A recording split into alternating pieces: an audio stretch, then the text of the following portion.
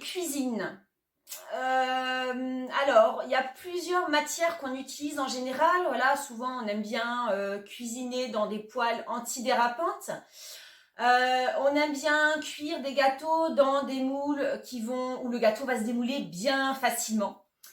Et en fait, suite à tous ces besoins, c'est développé ce qu'on trouve le plus souvent dans le commerce, hein, quasiment intégralement, c'est 90% des ustensiles de cuisson qui sont vendus dans le commerce sont composés soit de revêtements en Tefal, soit de silicone. Donc la silicone, c'est cette matière un peu souple dont on fait en général des moules à gâteaux.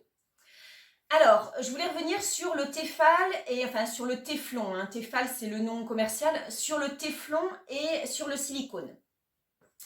Alors, le téflon, je vais prendre mes notes parce que franchement, c'est un peu imbuvable.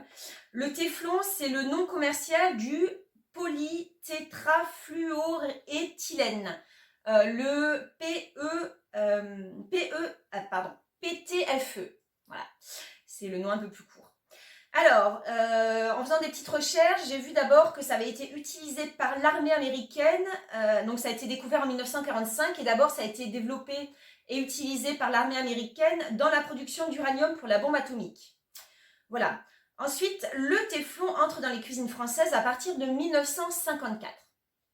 Donc, dans les années 50, vous savez, cette vision du rêve américain avec la ménagère, son petit tablier, sa machine à laver, tout ça, et ses poêles Tefal. Alors, le téflon, en fait, c'est une matière qui a besoin d'être encollée sur un support en aluminium. Donc, d'abord, il y a cette poêle qui est faite en aluminium. Et ensuite, par-dessus, on va déposer une colle qui va permettre d'agglomérer, donc de coller le téflon dessus. Et cette colle, c'est du PFOA, c'est-à-dire de l'acide perfluorooctanoïque. Ah, je vais le redire. Acide perfluorooctanoïque. Voilà, alors super, bon appétit à Tchoum. Hein. Le truc, c'est que y a plusieurs problèmes. Le premier problème, il est sanitaire. Donc, il y a eu des preuves depuis que le créateur du Tefal, du téflon, a été, donc c'était Dupont de Nemours qui avait également créé les bas en nylon et tout ce qui était autour de la chimie. Il y a eu un procès où ils ont perdu 16 millions de dollars, donc c'était il y a quelques années, parce qu'en fait ils ont occulté des études sanitaires au niveau de la santé qui prouvaient que déjà le téflon est toxique à 230 degrés Celsius, c'est-à-dire la température à laquelle arrive une poêle après quelques minutes de cuisson à feu normal. Et ensuite que le PFOA, donc la fameuse colle, est cancérigène, qu'elle est perturbateur endocrinienne. Alors là, c'est le gentil mot pour dire plein de choses, pour dire déjà que quand la mère consomme des aliments qui ont été cuits au contact du téflon, cette matière se dépose sur les aliments, passe, alors ça c'est valable pour tout le monde, mais pour les femmes enceintes, ça passe à travers la barrière du placenta, ça va sur l'enfant, et ça crée des maladies congénitales, de la stérilité, des troubles de système immunitaire et digestif. Donc non seulement à la personne qui le consomme, mais également au fœtus qui est contenu dans la personne qui le consomme. Voilà, donc ça c'est le problème du Tefal. Alors, j'ai parlé aussi du silicone. Le silicone, on va retrouver les mêmes problèmes, c'est-à-dire que le silicone de cuisson, le premier prix, le classique en fait, celui qu'on retrouve un peu sur tous les étals de magasins, c'est pareil, je crois que c'est 230 ou 250. À partir de ce moment-là, ça commence à relarguer des éléments chimiques qu'il compose dans les aliments. Donc, je vais parler du silicone et des alternatives par la suite. Donc ça, c'est les problèmes sanitaires. Ensuite, il y a les problèmes environnementaux.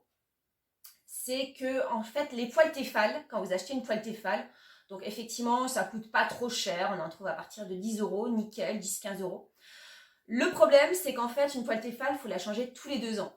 Il faut la changer tous les 2 ans parce que l'habillage est très léger, parce que si vous le rayez, vous arrivez directement sur la colle et ou sur l'aluminium. Et l'aluminium étant neurotoxique, c'est pas top non plus. Donc, dès que la poêle est abîmée ou dès qu'elle a passé 2 ans de vie, en général, il faudrait la changer. La changer, ça veut dire la jeter et en racheter une nouvelle. Donc créer du déchet et recréer du futur déchet. Et en même temps, il y a, quand elle est mise au déchet, il y a un dégagement toxique et une pollution des eaux et de la terre, automatiquement, puisque tous les produits chimiques qui sont sur la poêle, non content d'être partis dans les aliments et d'être entrés dans votre organisme, il va continuer son travail de relargage de produits chimiques dans l'environnement, là où il est stocké. Alors il y a aussi une autre matière que je vous conseille d'éviter, c'est l'aluminium. Alors tant que c'est pour stocker des choses froides, des aliments froids, ok, pourquoi pas, voilà, des petites boîtes en aluminium pour stocker des choses au frigo. Pourquoi pas, tant que les aliments ne sont pas acides, parce que si c'est acide, du coup, ça va aller récupérer, ça va aller attaquer le revêtement, enfin attaquer l'aluminium et récupérer les matières, donc l'aluminium, des particules d'aluminium qui vont migrer dans les aliments. Voilà, donc pas de choses acides en stockage à froid. Par contre, en utilisation à chaud, comme les poêles en aluminium ou les petites gamelles qu'on peut trouver de camping, évitez vraiment ça parce qu'en fait, quand on le chauffe, l'aluminium, les particules d'aluminium vont migrer de façon plus importante dans les aliments. Et là, c'est le moment où on va pas trop apprécier. Pourquoi ? Parce qu'en fait, l'aluminium est un neurotoxique, comme je le disais tout à l'heure pour les poêles Tefal qui sont faites sur une structure en aluminium. L'aluminium qui migre va aller directement au cerveau et donc va mettre le bazar, abîmer les cellules du cerveau. Voilà, donc c'est un neurotoxique très très important. Voilà, donc ça c'est les bons côtés de la poêle Tefal que tout le monde a chez lui. Tout le monde, pas tout à fait. Chez moi, il n'y a pas de poêle Tefal et je vais donc vous donner les alternatives qu'on peut trouver dans le commerce. Les alternatives saines et durables aux matériaux de mauvaise qualité, de premier prix qu'on peut trouver dans le commerce en règle générale. C'est parti!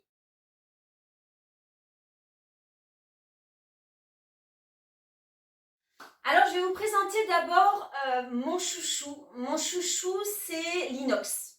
Idéalement, choisissez acheter de l'inox 10-18. C'est ce qui est écrit derrière, voilà, c'est écrit 10-18 derrière à un endroit. L'inox, c'est de l'acier inoxydable, c'est-à-dire il a l'avantage de ne pas s'oxyder. Donc on peut laisser tremper dans le bac à vaisselle s'il y a besoin de décrocher, que c'est un peu abîmé. Ça ne se raye pas, ou si ça se raye, c'est pas très grave, donc on peut utiliser n'importe quoi avec, du métal, du bois, on peut utiliser une fourchette pour décrocher. On peut nettoyer avec un tampon en métal, tout va bien. C'est vraiment la matière qui ne bouge pas. Elle ne relargue rien, elle est neutre, donc elle ne relargue rien dans les aliments. Et puis surtout, c'est une matière très durable.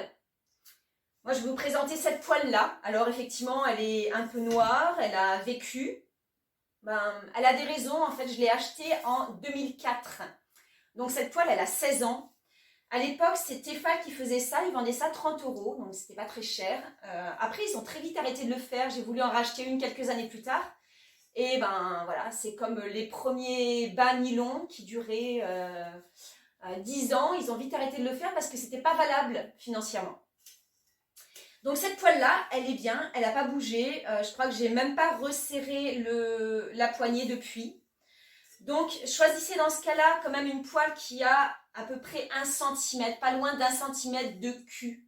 C'est comme ça qu'on appelle, je suis désolée. Voilà, qui a un culot d'1 centimètre. Parce qu'en fait, le principe de ces poêles-là, donc il faut qu'elles soient assez lourdes, c'est comme ça que vous voyez la qualité. N'hésitez pas à mettre de la qualité dedans. Moi, à l'époque, j'avais eu la chance de trouver ça à 30 €. Depuis, j'en ai racheté, il faut plutôt compter entre 50 et 100 €. Par contre, j'en ai pas acheté 8. Voilà, comme je disais, les Tefal, on les change tous les 2 ans. J'en ai acheté une seule en 16 ans. Et en fait, elle va encore me faire des années. Elle n'a pas bougé. Elle est en parfait état. Alors, il y a des gens qui vont me dire, oui, mais l'inox, ça accroche, le Tefal, c'est super, au moins pour les crêpières. Et bien en fait, non, si vous avez la bonne astuce, ce genre de poêle-là n'accroche pas non plus. Moi, je fais mes crêpes dedans, je fais sauter mes patates, je fais revenir la viande et ça n'attache pas. L'astuce de ça, je vous le donne en petite astuce en plus, en petit bonus. L'astuce des poêles en inox, c'est qu'en fait, il faut les faire chauffer pendant 2 minutes. Et une fois que c'est bien chaud, là, vous intégrez les matières grasses et vous intégrez les aliments. Et à ce moment-là, si ça a bien chauffé, pas de souci, ça bouge pas. Ça bouge pas, ça n'attache pas. Si à un moment ça a attaché, vous faites tremper, vous nettoyez avec un coup de tampon métal, nickel, aucun souci. Et c'est reparti comme en 40. Voilà, donc ça, ça existe en marmite. Je l'ai aussi en grosse marmite. Ça existe en poêle, en casserole. Investissez dans l'inox, franchement, il vous le rendra bien. Voilà, mais de la bonne qualité, parce qu'on peut trouver de l'inox un peu léger. Voilà, faites-vous acheter, faites-vous offrir éventuellement de bons ustensiles de cuisson en inox. La deuxième matière. Alors après, la deuxième matière qu'on peut utiliser, c'est tout ce qui est plat de cuisson en verre, alors autrement appelé Pyrex. Voilà, ça peut être des plats à tarte, des plats à gâteau, il y a des moules. Il peut y avoir des plats gratins aussi, ça c'est pas mal. Donc pareil, investissez dans quelque chose qui tient la route. Quelque chose d'un peu épais, là vous voyez, j'ai des moules qui font pas loin d'1 centimètre d'épaisseur. Ça coûte pas très cher. Pareil, j'en ai que je traîne depuis 20 ans. Donc tant que vous les faites pas tomber par terre, en général ils sont super robustes. Il n'y a pas de relargage de matière toxique, c'est une matière qui est saine. Une autre matière qui est pas mal, alors ça on en trouve parfois d'occasion aussi, moi j'avais trouvé celle-ci dans un Emmaüs, c'est ce qu'on appelle les tôles émaillées. Alors c'est des tôles de fer, mais qui sont recouvertes d'un émail qui est un émail qui ne relargue pas non plus de produits dedans. Donc ça fait des poils qui sont un peu plus lourdes que la moyenne, mais par contre qui sont super par rapport à ça, c'est qu'elles sont très robustes. Celle-ci, à mon avis, elle a dû faire déjà pas mal sa vie. Elle continue chez moi, donc bienvenue au club. Donc, je parlais de la fonte. En fonte, le top aussi, c'est ce genre de marmite-là. Ça vient de chez mes parents. Ça doit avoir 40 ans. Et je le continue à l'utiliser avec beaucoup de plaisir, à condition, effectivement, de bien le sécher après utilisation ou de le huiler de temps en temps. Si on sait qu'on ne va pas l'utiliser pendant un moment, on peut mettre un fond d'huile et ça protège également. La fonte, c'est chouette. Chouette de la musique. Ça répartit bien la chaleur. Donc, c'est comme, oui, l'inox moyen. Mais le Pyrex, c'est bien par rapport à ça. Ça répartit bien la chaleur, ce qui fait qu'on peut faire, par exemple, moi, je fais beaucoup des marmites de légumes à l'étouffée. Donc, c'est top par rapport à ça, voilà. Et c'est pareil, c'est quelque chose qui est fait pour durer. On peut l'avoir 60 ans, le faire passer à ses enfants, ses petits-enfants. Je crois que ça vient de chez mes grands-parents. Et c'est, du coup, moi, j'ai plus rien à racheter en fait. Maintenant, j'ai une poêle en 3 tailles, j'ai des casseroles de toutes les tailles en inox. Je n'ai plus rien à acheter. Je pense que je pourrais le transmettre à mes enfants. Et la dernière matière, c'est le cuivre. Alors ça c'est pareil, ça vient d'un héritage, je suis ravie parce que depuis que j'ai mes marmites en cuivre, je rate plus aucune confiture. Je fais tous mes coulis dedans, mes choses comme ça, mes coulis de légumes, mes coulis de fruits. Alors, n'achetez pas du cuivre, des marmites en cuivre qu'on trouve maintenant, pour la bonne et simple raison qu'elles font 1 mm d'épaisseur et que vous n'aurez pas l'intérêt du cuivre. L'intérêt du cuivre, c'est essentiellement qu'il est très bon conducteur. C'est pour ça qu'on l'utilise en électricité. C'est-à-dire qu'il répartit très bien la chaleur sur toute la surface de la marmite. Donc, il y a moins de risque de brûler le fond. Donc, pour tout ce qui est confiture, c'est super parce qu'on peut partir se promener un petit peu et la confiture n'accroche pas au fond. Voilà, donc c'est pas mal. Ça répartit bien, ça fait cuire uniformément. Là, c'est le même principe. C'est comme dans la fonte. Ne laissez pas d'humidité dedans, sinon... Là, ça rouille et là, ça verdit, donc le verre de cuivre. Et ensuite, si on laisse refroidir les aliments dedans, les matières, donc le cuivre ou la fonte, vont quand même migrer dans les aliments. Donc, évitez de laisser refroidir les aliments dedans. Moi, j'y fais la confiture, mais pour faire tremper les fruits avec le sucre, je le fais dans l'inox. Et ensuite seulement, je cuis dans soit la fonte, soit le cuivre. Voilà, ça c'est les petites astuces pour ce genre de matière-là.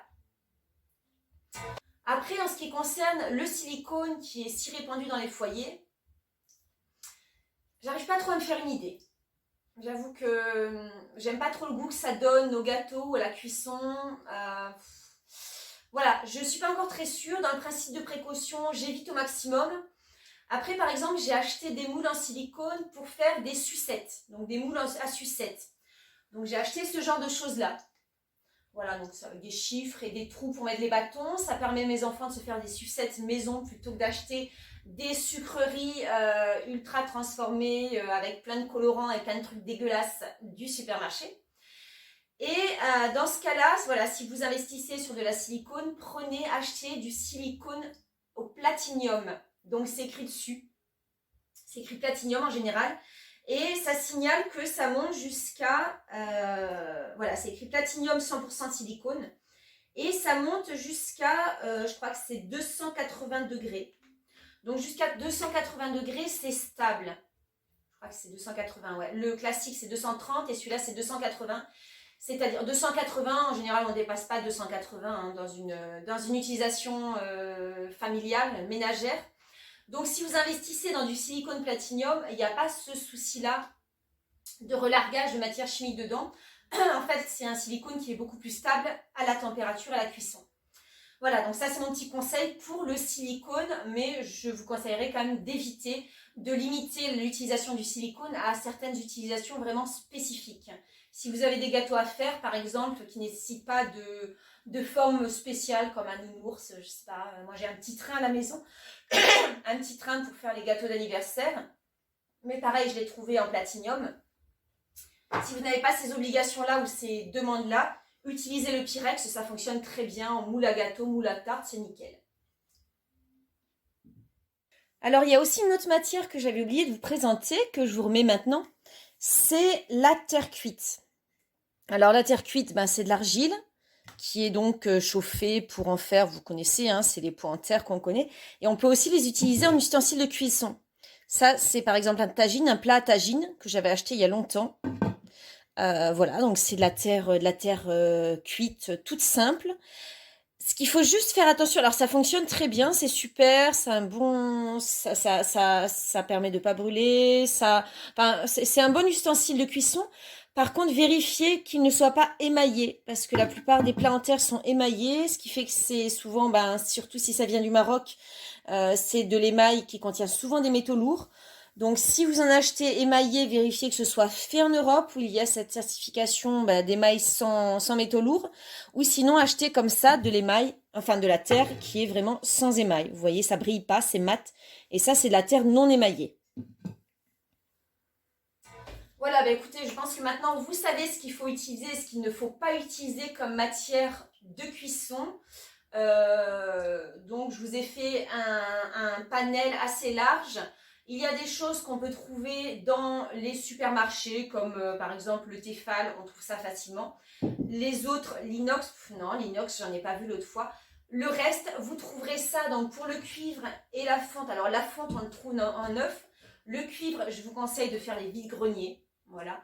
Même si ça coûte un peu cher, ça vaut vraiment le coup parce que c'est des matières qui sont increvables, que vous utiliserez pendant des générations et même plusieurs générations. Et l'inox, sachez mettre le prix parce que la dernière poêle que j'ai achetée, je l'ai achetée à 70 €, donc c'est une grande poêle.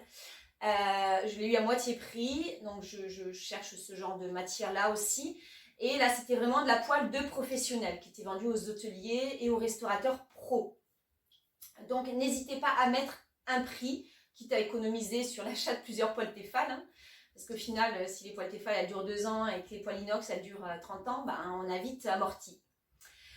Voilà, écoutez, j'espère que mon astuce vous aura apporté des idées et des réponses à vos questionnements. Et je vous fais des gros bisous.